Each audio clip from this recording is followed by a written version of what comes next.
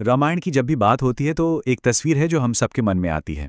भगवान हनुमान अपने हाथ में एक पूरा का पूरा पर्वत उठाए हुए हैं। ये तस्वीर सिर्फ शक्ति या भक्ति की नहीं, बल्कि उम्मीद की भी है। पर इस एक तस्वीर में इतनी गहराई है, इतनी बातें छिपी हैं। तो चलिए आज इसी तस्वीर के हर एक पहलू को परत दर परत खोल कर देखते हैं। देखिए, ये जो सीन है ना, ये सिर्फ एक चमत्कार नहीं है। इसके दिल में, इसकी आत्मा में जो है, वो है निस्वार्थ सेवा और सच्ची भक्ति। ये कहानी इस बारे में है कि कैसे बेहिसाब ताकत का इस्तेमाल प्यार और फर्ज निभाने के लिए किया जाता है, ना कि शोहरत के लिए।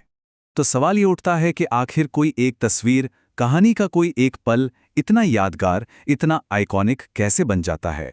ऐसा क्या है इस एक सीन में कि ये सदियों बाद भी हमारे दिलों में बसा हुआ है? चलिए इसी सवाल का जवाब ढूंढते हैं।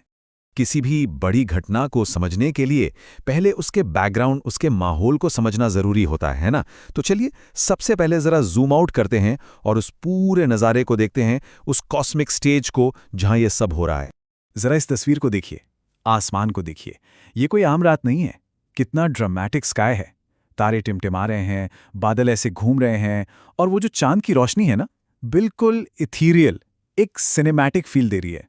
ऐसा लगता है मतलब जैसे पूरी कायनात, पूरा ब्रह्मांड सांस रोककर बस इसी एक पल को देख रहा हो। ठीक है, तो माहौल तो सेट हो गया। अब आते हैं हमारे हीरो पर, कहानी के केंद्र में, यानी भगवान हनुमान पर। थोड़ा जूम इन करते हैं और उनके स्वरूप को, उनके रूप को और करीब से देखते हैं। हनुमान जी के रूप को बयां करने के लिए एक शब्द है, विशाल।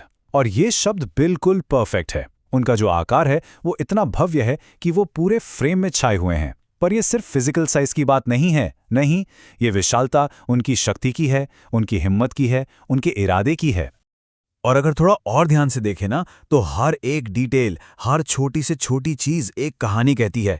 देखिए, उनका वो शक्तिशाली शरीर उनकी ताकत को दिखाता है। उनके पीछे जो सुनहरी आभा है, अ गोल्डन ऑरा, वो उनके डिवाइन होने का सबूत है। और फिर ये आभूषण और कंधे पर रखी गदा, ये याद दिलाती है कि हनुमान जी सिर्फ भक्त नहीं, एक जबरदस्त योद्धा भी हैं। अच्छा, अब आते हैं उस चीज पर जो हनुमान जी अपने हाथ में उठाए हुए हैं। और ये कोई मामूली चट्टान नहीं है, नहीं, ये उम्मीद का पहाड़ है, अ माउंटेन ऑफ होप। समझते हैं कि आखिर इस पूरी उड़ान का मकसद क्या था। यह है द्रोणागिरी पर्वत।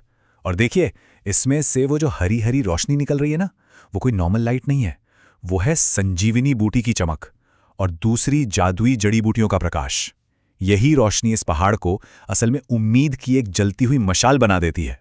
पर एक मिनट, यहां एक सवाल तो बनता है ना कि भाई, अगर जरूरत सिर्फ एक जड़ी बूटी की थी तो पूरा का पूरा पहाड़ ही क्यों उठा लाए? और यही सवाल इस मिशन की अर्जेंसी को, उस पल की डेस्परेशन को समझने में हमारी मदद करेगा। देखिए, हनुमान जी के सामने एक बहुत बड़ी मुश्किल थी। मिशन था सूरज उगने से पहले संजीवनी बूटी लेकर पहुंचना।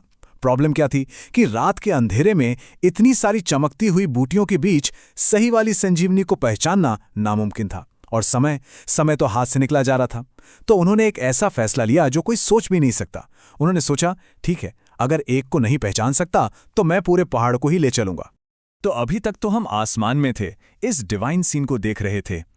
पर इस पूरी कहानी की वजह, इसका दिल, वो तो नीचे जमीन पर है। तो चलिए अब नीचे चलते हैं, युद्ध के मैदान पर, और देखते हैं कि आखिर दांव पर लगा क्या था। ये समझना बहुत जरूरी है कि आसमान में जो इतना बड़ा, इतना एपिक, इतना दिव्य काम हो रहा था ना, वो नीचे जमीन पर किसी की जिंदगी बचाने के लिए था। एक तरफ ब्रह्मांडीय स्तर का काम और दूसरी तरफ एक जिंदगी और मौत का सवाल। यही कॉन्ट्रास्ट, यही फर्क इस सीन को इतना पावरफुल बनाता है।